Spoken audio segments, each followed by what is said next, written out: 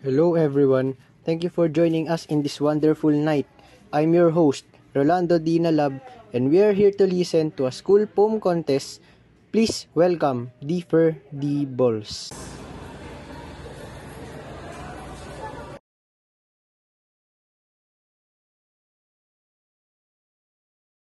In the realm of language, craft your voice with twinkling in hand.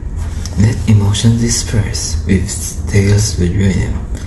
Let your voice be heard, an English poet shaping each thoughtful word. Explore emotions from joy to despair. Paint with metaphors, breathe life into the air. In the poetic garden, let imagery bloom. Navigate rivers of rhyme, let your verse loom. O poet, be guided by your heart's decree. In its written odyssey, find your own key. English poet, in concise lines be free. In symphony of language, your internal degree. It was a wonderful performance, Deeper. Now for our next contestant, Luis and Santiago.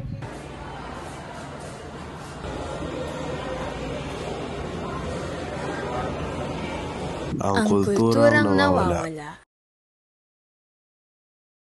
Ang pagiging makabayan ay ating ipapakita, ipapamalas ang galing at pagmamahal sa wika. Di kailangan ng kompetisyon, angat kaysa sa salitang banyaga. Sa pagiging makabansa, ang pagpapahalaga ay matatamas. Gamitin ito ng madalas, ayusin ang pagbigkas. Ang lunas sa kahinaan sa Tagalog ay ang paggamit nito ng wagas. Mahalin ng Pilipino, ito ay marka sa ating bansa. Ang taong di mahal sa ating wika ay mas masahol pa sa malansang isda. Tuklasin, linangin, ating wikang minamahal.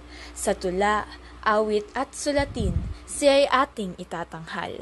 Sa puso't isipan, sa gawain at pakikisama, wika'y di lamang tunog, kundi pagkakakilanlan Ang wikang Pilipino ay dapat pa rin nating pagyamanin. Ipamalas ang ganda nito sa kanilang paningin. Sa pamamagitan ng panitikan at musika, ipagbunyi natin ang sarili nating wika. Ang wikang Filipino, huwag pababayaan. Ipinapaabot ang damdamin ng bayan. Wikang Filipino, kayamanang wagas, mga salitang kayamanan, Sa silong ng gintong araw, sa baybayin ng pag-asa, nagtataglay ng kwento ang ating mga lolo't lola. Panitikan at kultura ay siyang saksi ng kasaysayan. Ito ay kayamanan ng sandigan at siyang diwa ng bayan. Sa aming paglalakbay, ito'y aming panghahawakan. Ang aming mga kaisipan sa wika ay patuloy pang paglalawakan.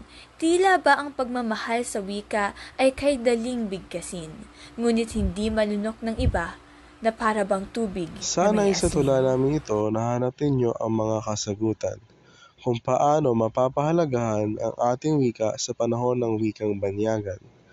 Mahalin, gamitin at ipagmalaki ang wika nating nakasanayan upang ito'y manatiling buhay at walang kamatayan.